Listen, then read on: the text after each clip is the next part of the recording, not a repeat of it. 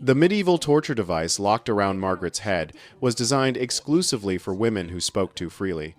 Iron teeth punctured her tongue at exactly 9:47 on an ordinary Tuesday morning in Edinburgh's fish market.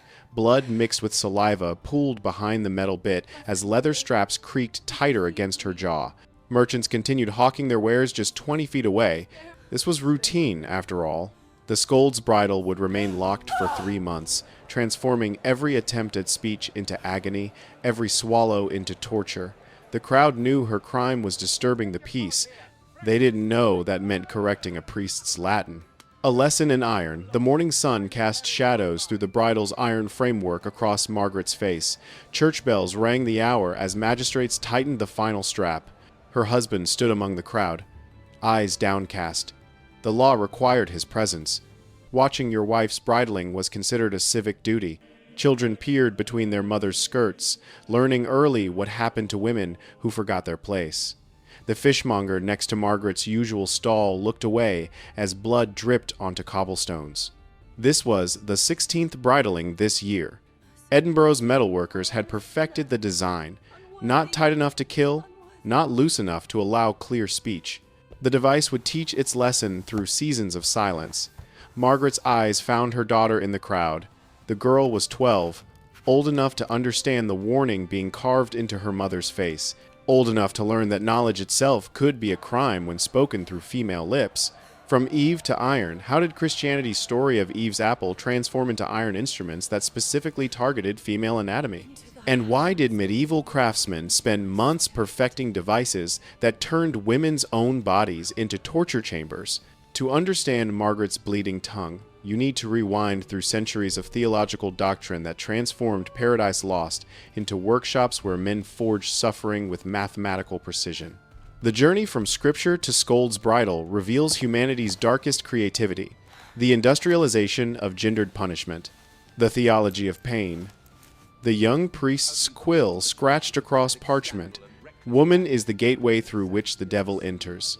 Brother Thomas bent over his writing desk in the monastery of Saint Denis, copying Tertullian's words by candlelight in 1387. Outside, November, rain drummed against stone walls. Inside, doctrine was being shaped that would echo through centuries of suffering. Women were daughters of Eve, carriers of original sin, vessels of temptation. The Church Fathers had been clear on this point. Thomas added his own commentary in the margins, noting that female correction was therefore a holy duty. Blueprints of oppression. In the next chamber, Prior Guillaume was composing something far more practical, a manual for identifying female heresy. The symptoms were specific: speaking during male conversation, questioning church doctrine, showing signs of learning beyond household management. Guillaume's manual included detailed specifications for correction devices. The measurements were precise, based on female anatomy studies. Devices should cause pain without permanent damage, ensure silence without preventing breathing, creating suffering that would remind women of their inherited guilt. The drawing showed hinged metal frames, adjustable straps, positioning of pressure points. This wasn't cruelty, it was theological engineering. The blacksmith heated the 4 iron claws until they glowed like dying suns against the dawn. Munich's Marienplatz filled with citizens as the church bells announced the 7th hour. They gathered not from bloodlust, but civic duty. The crowd formed a semicircle around the raised platform where Anna Pappenheimer waited. She'd been accused of witchcraft after healing local children with herb mixtures. Success where university physicians failed was evidence enough of diabolic assistance. Hans, the executioner, lifted the breastripper from the coals with heavy tongs. The 4 claws glowed cherry red. He'd sharpened them yesterday, tested the hinged mechanism that would allow them to close with mechanical precision. A mother's agony, Anna, had nursed 6 children at the breast they would destroy today. The crowd's collective intake of breath was audible as metal rang against metal. Mothers in the audience instinctively covered their chests. The device's application followed ritual precision. Hans had marked the positioning with chalk. When Hans stepped back, Anna's punishment had only just begun. The breast ripper had done its work, but the morning schedule included 2 more devices, the iron chair and the head crusher. Anna Pappenheimer would live through all 3 devices. Hans was too skilled to allow accidental mercy through death. The metal pedals opened inside her with the slow precision of a clockwork nightmare made real. Venice's Palace of the Doge housed many secrets in 1575. Caterina Visani faced her accusers in the torch-lit stone room. Her crime was loving another woman. The magistrates passed the device between themselves, admiring its craftsmanship. The pair of anguish resembled an oversized metal bulb when closed, but the screw mechanism at its base controlled 4 segments that would expand outward when turned. Internal scars. The device's true horror lay in its precision engineering, expanded just enough to tear, but not enough to kill. The victim would survive, would heal, would live with the consequences for decades. The internal scars would serve as a permanent reminder of transgression. Every intimate moment for the rest of their lives would echo with pain. Katerina's last coherent words before the device's insertion were, "Love is not the crime you think it is." The screw turned with mechanical precision. 1 click, 2 clicks, 3 clicks. Caterina Visani had been transformed. Not dead, that would have been merciful, but irreversibly changed. The iron corset Lord Pemberton locked his wife in iron on their wedding night. It was his legal right, after all. The iron corset had been her wedding gift, presented by her husband after the ceremony as insurance against willfulness. The device encircled her torso from breast to hip. 18 pounds of fitted iron that compressed her organs with calculated precision. Each breath was shallow, measured against metal resistance. Eating became an ordeal of tiny portions. Sleep arrived only through exhaustion. Domestic control Lord Pemberton had specified 6 months long enough for permanent psychological modification. The metal became part of Catherine's body awareness. She moved differently, thought differently, existed differently within its embrace. When they finally removed the corset, what they found underneath defied medical explanation. The metal had left its mark not just on skin, but on the architecture of her body itself. Ribs had reformed around constant pressure. Catherine would never again speak of business matters, never again offer opinions that hadn't been pre-approved. The corset had been removed, but its lesson remained encoded in bent bones. Industrialized suffering. The Malefiche House, Bamberg's custom-built witch prison, operated with factory precision in 1627. Suffering was industrialized, systematized, optimized for maximum throughput. The daily routine began at dawn.